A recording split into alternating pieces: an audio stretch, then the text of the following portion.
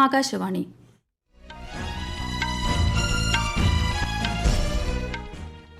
നമസ്കാരം.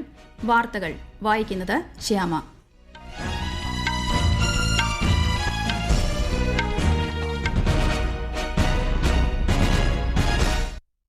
പ്രധാന വാർത്തകൾ. പാർലമെന്റിന്റെ വർഷകാല സമ്മേളനത്തിന് ഇന്ന് സമാപനം. ഓൺലൈൻ ഗെയിമിംഗ് ബിൽ ലോക്സഭ ഇന്നലെ പാസാക്കി.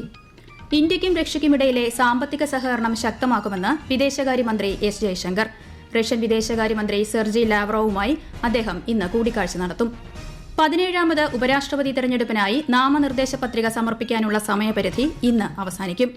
INDIA സ്ഥാനാർത്ഥി ബി സുദർശൻ റെഡ്ഡി ഇന്ന് പത്രിക നൽകും. കേരളം സമ്പൂർണ്ണ ഡിജിറ്റൽ സാക്ഷരത നേടിയതിന്റെ ഔദ്യോഗിക പ്രഖ്യാപനം മുഖ്യമന്ത്രി പിണറായി വിജയൻ ഇന്ന് നിർവഹിക്കും. കേരള ക്രിക്കറ്റ് ലീഗിന് ഇന്ന് തിരുവനന്തപുരത്ത് തുടക്കം. പ്രഥമ Khelo India water sports festival ജമ്മുകാശ്മീരിലെ ദാൽ തടാകത്തിൽ ഇന്ന് ആരംഭിക്കും. വാർത്തകൾ വിശദമായി. പാർലമെന്റിന്റെ വർഷകാല സമ്മേളനത്തിന് ഇന്ന് സമാപനമാകും. ഓൺലൈൻ ഗെയിമിംഗ് ബിൽ, 130ാം ഭരണഘടനാ ഭേദഗതി ബിൽ തുടങ്ങിയ സുപ്രധാന നിയമനിർമ്മാണ നടപടികൾക്കാണ് സഭ ഇന്നലെ സാക്ഷ്യം വഹിച്ചത്. പണം ഉപയോഗിച്ചുള്ള അപകടകരമായ ഓൺലൈൻ ഗെയിമുകളെ നിയന്ത്രിക്കുന്നതിനൊപ്പം ഇ സ്പോർട്സ്, സോഷ്യൽ ഗെയിംസ് എന്നിവയ്ക്ക് പ്രോത്സാഹനം പകരുന്ന ഓൺലൈൻ ഗെയിമിംഗ് ബിൽ ലോക്സഭ പാസാക്കി. സമൂഹത്തിന് ആശങ്ക സൃഷ്ടിക്കുന്ന തരം ഗെയിമുകളിൽ നിന്ന് ജനങ്ങൾക്ക് സംരക്ഷണമൊരുക്കുകയാണ് ഇതിലൂടെ ലക്ഷ്യമിടുന്നതെന്ന് ബിൽ അവതരിപ്പിച്ചുകൊണ്ട് കേന്ദ്രമന്ത്രി അശ്വിനി വൈഷ്ണവ് പറഞ്ഞു.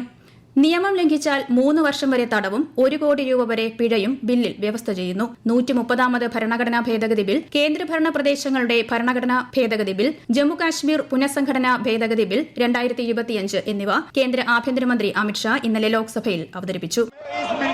संयुक्त समिति को सौंपने की दरखास्त करने वाला इस पर संयुक्त समिति जो राज्यसभा और लोकसभा पक्ष और विपक्ष सभी सांसदों की बनेगी, जो इस पर विचार करेगी और आपके सामने लेकर आएगी. 5 വർഷത്തിനു മുകളിൽ ശിക്ഷ ലഭിക്കാവുന്ന കുറ്റത്തിന് അറസ്റ്റിലായി 30 ദിവസം ജയിലിൽ കഴിയേണ്ടി വരുന്ന മന്ത്രിമാരെ സ്ഥാനഭ്രഷ്ടരാക്കാൻ വ്യവസ്ഥ ചെയ്യുന്ന ഭരണഘടനാ ഭേദഗതിക്കെതിരെ പ്രതിപക്ഷം ശക്തമായ പ്രതിഷേധം സഭയിൽ ഉയർത്തി. പ്രധാനമന്ത്രിയും മുഖ്യമന്ത്രിമാരും കേന്ദ്ര സംസ്ഥാന മന്ത്രിമാരും നിയമത്തിന്റെ പരിധിയിൽ വരും. പാർലമെന്ററി ജനാധിപത്യത്തെ ഹനിക്കുന്ന ബില്ലാണിതെന്നും നിയമനിർമ്മാണ സഭയ്ക്ക് മുകളിൽ ഭരണനിർവഹണ സംവിധാനത്തിന് ബിൽ അംഗീകാരം നൽകുമെന്നും പ്രതിപക്ഷം വിമർശനം ഉന്നയിച്ചു. 3 ബില്ലുകളും പിന്നീട് പാർലമെന്ററി സംയുക്ത സമിതിയുടെ പരിഗണനയ്ക്ക് വിടുകയായിരുന്നു. രാഷ്ട്രീയ രംഗത്തെ ധാർമ്മിക നിലവാരം വർദ്ധിപ്പിക്കുന്ന ബില്ലുകളാണിതെന്ന് കേന്ദ്ര ആഭ്യന്തരമന്ത്രി അമിത്ഷാ സമൂഹ മാധ്യമത്തിൽ കുറിച്ചു. അറസ്റ്റിലായ ശേഷവും രാഷ്ട്രീയ നേതാക്കൾ രാജിക്ക് തയ്യാറാകാത്ത സാഹചര്യം ഭരണഘടനാ ശില്പികൾ വിഭാവനം ചെയ്തിരുന്നില്ലെന്നും അദ്ദേഹം പറഞ്ഞു. ജയിലിൽ നിന്ന് സർക്കാരുകളെ നിയന്ത്രിക്കുന്ന തരം ഞെട്ടിപ്പിക്കുന്ന സന്ദർഭങ്ങൾക്ക്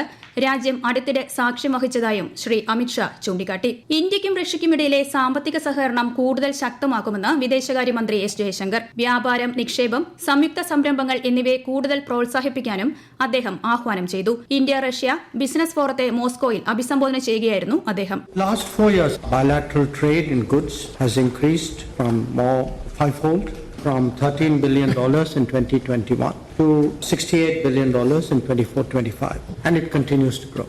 A major trade balance has accompanied the growth. It has increased from 6.6 billion to 58.9 billion, which is about 9 times.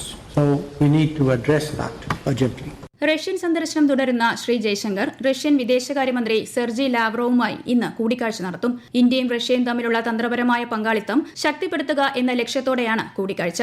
Ukraine സംഘർഷം, അഫ്ഗാനിസ്ഥാനിലെ സാഹചര്യം, പാലസ്തീൻ ഇസ്രായേൽ ഏറ്റുമുട്ടൽ തുടങ്ങിയ അന്താരാഷ്ട്ര സംഭവ വികാസങ്ങളെക്കുറിച്ച് ഇരുവരും അഭിപ്രായങ്ങൾ കൈമാറും. ഉപരോധങ്ങൾ ഏർപ്പെടുത്തുന്ന രാജ്യങ്ങളിൽ നിന്നും സ്വതന്ത്രമായ രീതിയിലുള്ള ലോജിസ്റ്റിക്സ്, സാമ്പത്തിക സംവിധാനങ്ങൾ വികസിപ്പിക്കുന്നതിനെക്കുറിച്ചുള്ള നിർണായക ചർച്ചകളും നടക്കും. 17ാമത് ഉപരാഷ്ട്രപതി തെരഞ്ഞെടുപ്പിനായി നാമനിർദ്ദേശ പത്രിക സമർപ്പിക്കാനുള്ള സമയപരിധി ഇന്ന് അവസാനിക്കും. NDA സ്ഥാനാർത്ഥി CP രാധാകൃഷ്ണൻ ഇന്നലെ നാമനിർദ്ദേശ പത്രിക നൽകിയിരുന്നു. INDIA സ്ഥാനാർത്ഥിയായി സുപ്രീംകോടതി മുൻ ജഡ്ജി ബി സുദർശൻ റെഡ്ഡി ഇന്ന് പത്രിക നൽകും. അടുത്ത മാസം 9-നാണ് ഉപരാഷ്ട്രപതി തെരഞ്ഞെടുപ്പ്. പ്രധാനമന്ത്രി ബീഹാറും പശ്ചിമബംഗാളും നാളെ സന്ദർശിക്കും. ബീഹാറിലെ ഗയയിൽ 13,000 കോടി രൂപയുടെ വികസന പദ്ധതികൾക്ക് അദ്ദേഹം നാളെ തുടക്കം കുറിക്കും. ഗംഗാ നദിക്ക് കുറുകെ 2 കിലോമീറ്റർ ദൈർഘ്യത്തിൽ നിർമ്മിച്ച ആൻഡാസിമാരിയ 6-വരിപ്പാലം അദ്ദേഹം ഉദ്ഘാടനം ചെയ്യും.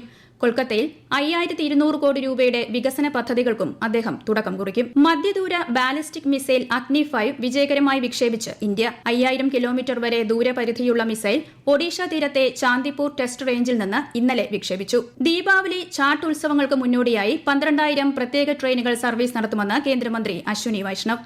ഡൽഹി, ഗയ, അമൃതസർ, ഛപ്ര, മുസാഫർപൂർ, ഹൈദരാബാദ് എന്നിവിടങ്ങളെ ബന്ധിപ്പിച്ച് 4 പുതിയ അമൃത് ഭാരത് ട്രെയിനുകൾ ആരംഭിക്കുമെന്നും അദ്ദേഹം അറിയിച്ചു. ഈ വാർത്തകൾ ആകാശവാണിയിൽ നിന്നും.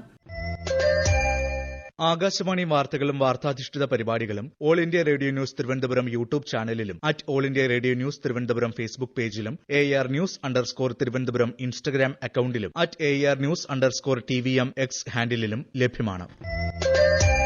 സമ്പൂർണ്ണ ഡിജിറ്റൽ സാക്ഷരത നേടിയ ആദ്യ ഇന്ത്യൻ സംസ്ഥാനമായി കേരളം.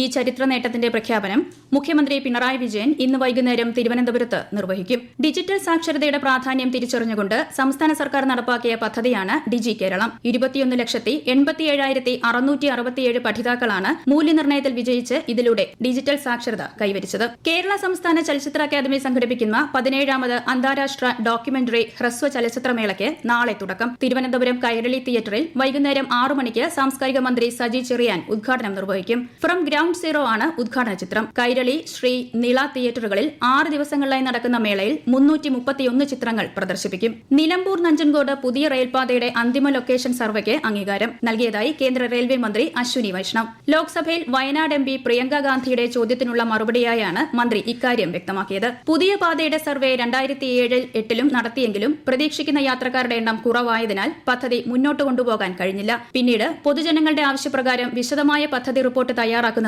2023 പുതിയ പാതയുടെ അന്തിമ സർവേ നടത്തിയിരുന്നു. എംപ്ലോയീസ് പ്രൊവിഡന്റ് ഫണ്ടിൽ ഈ വർഷം ജൂണിൽ അംഗങ്ങളായത് 21.89 ലക്ഷം പേർ. ഈ മാസം ഇതുവരെ 10.62 ലക്ഷത്തോളം പുതിയ അംഗങ്ങൾ EPF-ൽ ചേർന്നതായും തൊഴിൽ മന്ത്രാലയം പ്രസ്താവനയിൽ അറിയിച്ചു. കഴിഞ്ഞ ജൂണിനെ അപേക്ഷിച്ച് 3.61% വർധനയാണിത്. ഛത്തീസ്ഗഡിൽ 29 മാവോയിസ്റ്റുകൾ സുരക്ഷാ സേനയ്ക്ക് മുന്നിൽ കീഴടങ്ങി. 10 സ്ത്രീകളും ഉൾപ്പെടെയാണ് കീഴടങ്ങിയത്. 55 ലക്ഷം രൂപയാണ് ഇവർക്കായി സർക്കാർ പ്രഖ്യാപിച്ചിരിക്കുന്ന പാരിതോഷികം. 2026 ഹജ്ജിന് തെരഞ്ഞെടുക്കപ്പെട്ടവർ ആദ്യ ഗഡുവായ 1,52,300 രൂപ അടയ്ക്കുന്നതിനുള്ള തീയതി ഈ മാസം 25 വരെ നീട്ടിയതായി കേന്ദ്ര ഹജ്ജ് കമ്മിറ്റി അറിയിച്ചു. ഓരോ കവറിനും പ്രത്യേകമായുള്ള ബാങ്ക് റഫറൻസ് നമ്പർ രേഖപ്പെടുത്തിയ പേയ്മെന്റ് സ്ലിപ്പ് ഉപയോഗിച്ച് സ്റ്റേറ്റ് ബാങ്ക് ഓഫ് ഇന്ത്യയിലോ യൂണിയൻ ബാങ്ക് ഓഫ് ഇന്ത്യയിലോ പണം അടയ്ക്കാവുന്നതാണ്. ഓൺലൈനായും പണമടയ്ക്കാം. കേരളത്തിന്റെ സ്വന്തം ക്രിക്കറ്റ് മാമാങ്കമായ കേരള ക്രിക്കറ്റ് ലീഗിന് ഇന്ന് തിരുവനന്തപുരത്ത് തുടക്കം. ഉച്ചയ്ക്ക് 2:30 കാര്യവട്ടം ഗ്രീൻഫീൽഡ് സ്റ്റേഡിയത്തിൽ ഏരീസ് കൊല്ലം സെയിലേഴ്സും കാലിക്കറ്റ് ഗ്ലോബ് സ്റ്റാർസും തമ്മിലാണ് ഉദ്ഘാടന മത്സരം.